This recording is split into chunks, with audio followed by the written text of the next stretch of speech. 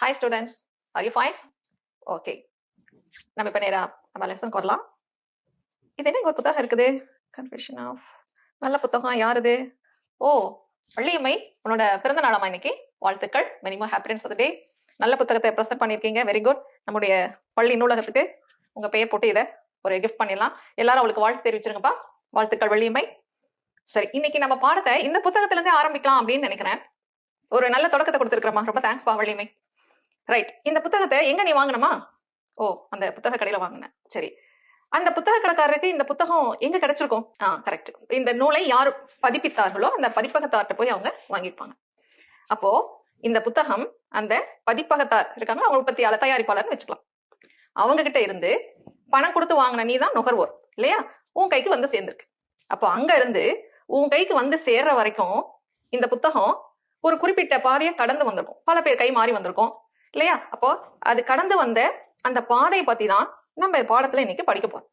இந்த புத்தகம் மாதிரி தான் எந்த ஒரு பொருளா இருந்தாலும் சரி, உற்பத்தி செய்யற இடத்துல அந்த உற்பத்தியாளர்கிட்ட இருந்து கடைசியில நுகர்வோர் கைக்கு வந்து சேருது இல்லையா?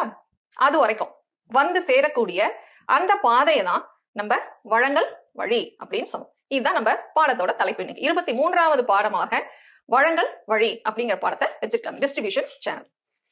இப்ப இந்த பாடத்தை எவ்வளவு முக்கியத்துவம் வாய்ந்த ஒரு பாடம் அப்படிங்கறத நீ படிக்க தான் புரிஞ்சுக்குவ. ஒரு பழைய பாடல் ஒண்ணு இருக்கு, வாழ நினைத்தால் வாழலாம், வழியா இல்லை பூமியில் அப்படின்னு ஒரு பழைய பாடல். இன்றைய காலத்துக்கு ரொம்ப பொருத்தமா இருக்கும். பொழைக்கணும்னு நினைச்சிட்டா 1000 வழி இருக்கு பொழைக்கிறதுக்கு. அதுல ஒண்ணுதான் மிகச்சிறந்த வழிதான் இந்த வழங்கல் வழின்னு வச்சுக்கலாம். ரொம்ப ஈஸியா பணம் சம்பாதிக்கக்கூடிய ஒரு வழி. எப்படி டீச்சர்?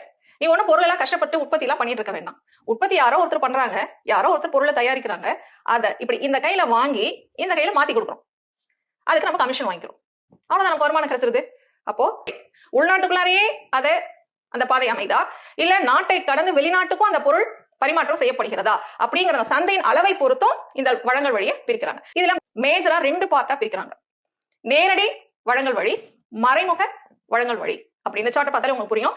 நேரடி வழங்கல் வழி, மறைமுக வழங்கல். அதான் நேரடி வழங்கல் வழி அப்படின்னா இப்ப இந்த சார்ட்ல பாருங்க, ஃபர்ஸ்ட் எடுத்தோன்னே நம்ம உற்பத்தியாளர் அப்படிங்கிற இடத்துல ஒரு ஃபார்மர்னு ஒருத்தர் போட்டிருக்கோம்.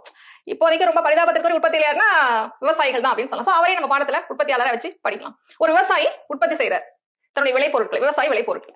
அந்த விளைபொருட்களை நேரடியா கொண்டு வந்து நுகர்வோர் கையில சேர்த்துட்டாரு அப்படின்னா அங்க நடுவுல யாருக்குமே வேலை இல்லை, இடைநிலை தேவையில்லை. அவர் பொருளை கொண்டு வராரு, நுகர்வோருக்கு கொடுக்குறாரு. அப்போ நேரடியா கொடுக்கறதுனால இதை நேரடி வழங்கல் வழி அப்படின்னு சொல்றோம். அதாவது இதுக்கு நடுவுல யாருமே இடைநிலையர் இருக்க மாட்டாங்க. அப்படின்னா நேரடியா கொடுக்கக்கூடிய வழங்கல் வழியில ஒரு 4 விதமான வழங்கல் வழியை நம்ம புத்தகத்துல கொடுத்திருக்காங்க. மல்டி லெவல் மார்க்கெட்டிங் அப்படின்னு சொல்லுவாங்க. அதாவது இது வந்து இன்றைய நவீன ஒரு வளர்ச்சி அப்படின்னு சொல்லலாம். உற்பத்தியாளர் நேரடியா நுகர்வோரை வந்து பொருளை வாங்கி பயனடைய செய்யுமாறு அந்த அனுபவத்தை கொடுப்பாரு. அப்ப அந்த நுகர்வோர் பொருளை வாங்கிட்டு பயன்படுத்திட்டு நல்லா இருக்குது, தரமா இருக்கு அப்படின்னு நினைச்சா அவருடைய ஃப்ரெண்ட்ஸ் சர்க்கிளுக்கு அதை அறிமுகப்படுத்தி வைப்பார். அப்போ அவரே நுகர்வோராவும் மாறிடுறாரு, விற்பனையாளராகவும் மாறிடுறாரு. இப்ப அவருடைய ஃப்ரெண்ட்ஸ் எல்லாம் அதை வாங்கி பயன்படுத்திட்டு அது நல்லா இருக்குது, தரமா இருக்குது அப்படின்னு அவங்களுடைய ஃப்ரெண்ட்ஸ்க்கு அதை அறிமுகப்படுத்தும் பொழுது அவங்க ஒவ்வொருத்தரும் நுகர்வோராகவும் மாறிடுவாங்க, விற்பனையாளராகவும் மாறிடுவாங்க. இந்த மாதிரி அது அப்படியே பல்கி பெருகிட்டே போகும். இதுதான் மல்டி லெவல் மார்க்கெட்டிங் அப்படின்னு சொல்றோம். அப்ப அந்த பொருளை பயன்படுத்தக்கூடிய ஒவ்வொரு நுகர்வோருமே விற்பனையாளரா மாறிடுறாங்க. இது இப்ப சமீபத்துல ரொம்ப பாப்புலரா இருக்கக்கூடிய ஒரு மெத்தட். நீ இந்த சார்ட்டை பாத்தீங்கன்னா தெரியும். முதல்ல ஒரு நபர் இருக்காரு, அவர் ஒரு 2 பேருக்கு அதை அறிமுகப்படுத்துறாரு. அப்புறம் அவங்க ஒவ்வொருத்தரும் 2 பேரை அறிமுகப்படுத்துறாங்க. இப்படியே அதை பாத்தீங்கன்னா ஒரு லெவல்ல ரொம்ப லட்சக்கணக்கில் அது பாடி பெருகிட்டே போகும். ஈஸியா அந்த பொருள் நடுவில் இடைநிலை யாருமே தேவையில்லை, நுகர்வோரே இடைநிலையா செயல்படுவாங்க. இதுதான் என்னன்னு சொன்னா மல்டி லெவல் மார்க்கெட்டிங் அப்படின்னு சொல்றோம்.